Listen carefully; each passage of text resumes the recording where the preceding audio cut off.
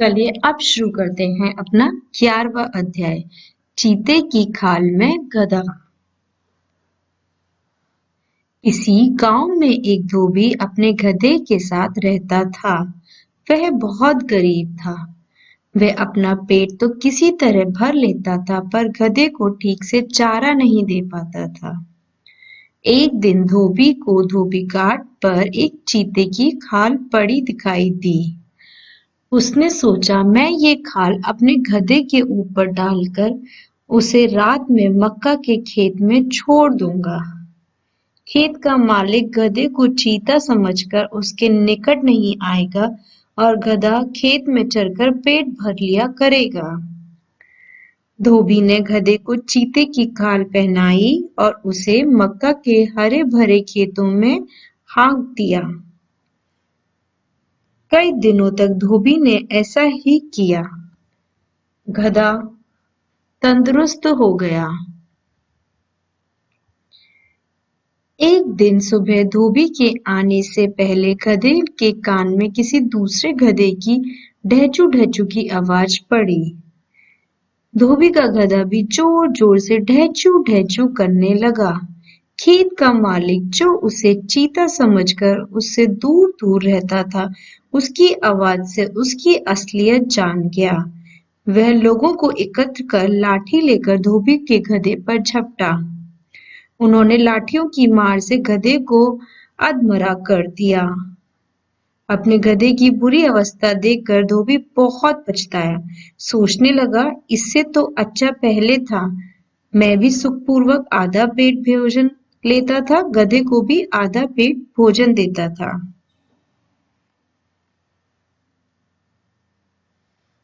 चलिए अब आते हैं हम शब्दार्थ पर। Word meaning. धोबी घाट, इसका मतलब होता है नदी का तट जहां धोबी कपड़े धोता है। लॉन्ड्री बे। निकट मीन्स नजदीक, नियर। तंदुरुस्त मीन्स स्वस्थ, हेल्दी। एकत्र मीन्स इकट्ठा, गैदर। अधमरा मीन्स बेहोश, हाफ डेड। चलिए अब आते हैं हम अभ्यास कार्य पर। पहला, शुद्ध उच्चारण कीजिए। इन शब्दों का हमें शुद्ध उच्चारण करना है। चारा, धोबी घाट, मक्का, तंदुरुस्त, अवस्था, अधमरा। अब आते हैं हम दूसरे पर। इसमें हमें क्या करना है? इसमें हमें सही विकल्प को चुनना है। का, धोबी और उसका गधा कहाँ रहते थे? धोबी और उसका गधा गांव में रहते थे। धोबी को चीते की खाल कहाँ मिली? धोबी को चीते की खाल धोबी घाट पर मिली। गधे का भेद खेत में मालिक के सामने कैसे खुला?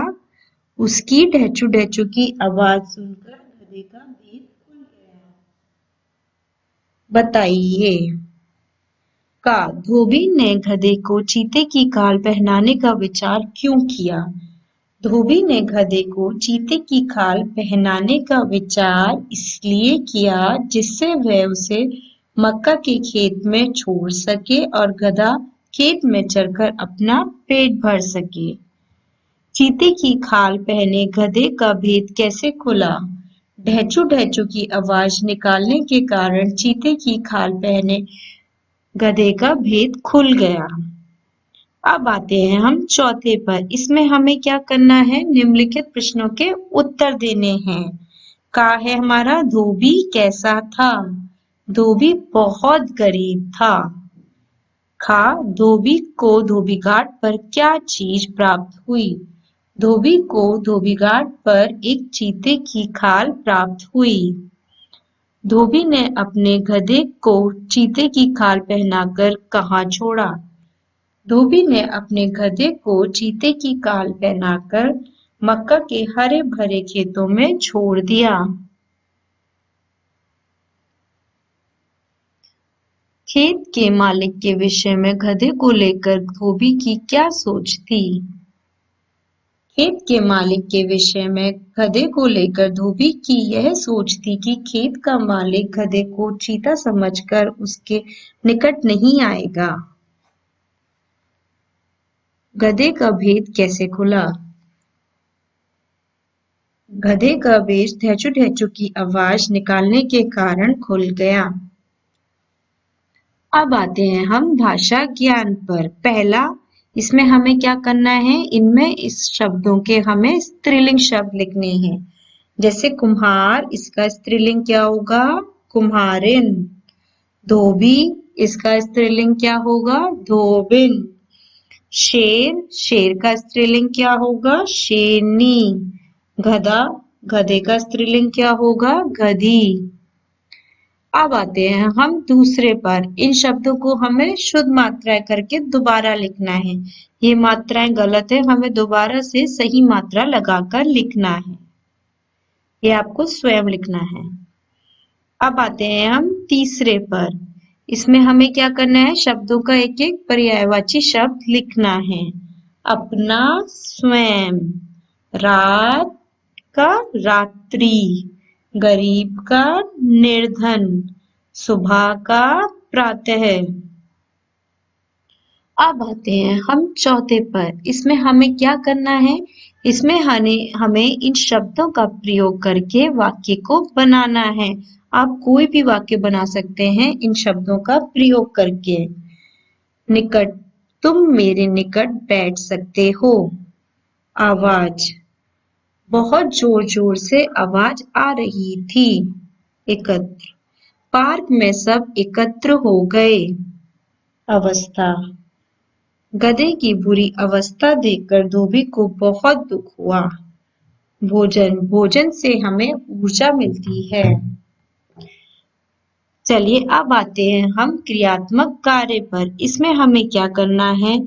जैसे कि गधे की आवाज होती है ढेंचू ढेंचू, उसी तरीके से हमें अपनी अभ्यास पुस्तिका में लिखना है कि बिल्ली क्या आवाज निकालती है, चूहा क्या आवाज निकालता है, कुत्ता क्या आवाज निकालता है और कौवा क्या आवाज निकालता है। चलिए अब आते हैं हम ज्ञान बढ़ाइए पर। इसमें क्या करना है? हमें नीचे ये पहेली दी गई है, इसमें हमें फलों के नाम छांटने हैं। जैसे हो गया हमारा केला, आम, शरीफा, अमरूद, पपीता, अनार, सेब। इस तरीके से आपको फलों के नाम छांट कर लिखना है।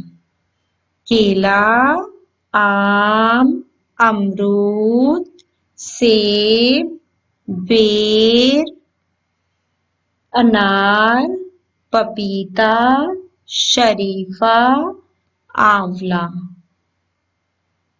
अब आते हैं हम दूसरे पर। इसमें हमें अपने प्रिय फल का नाम लिखकर उसका चित्र बनाना है। जो भी फल आपको सबसे ज्यादा पसंद हो उसका चित्र बनाना है। जैसे अगर आपको आम पसंद है तो आपको आम का चित्र बनाना है यहाँ पर और उसमें रंग भरना है।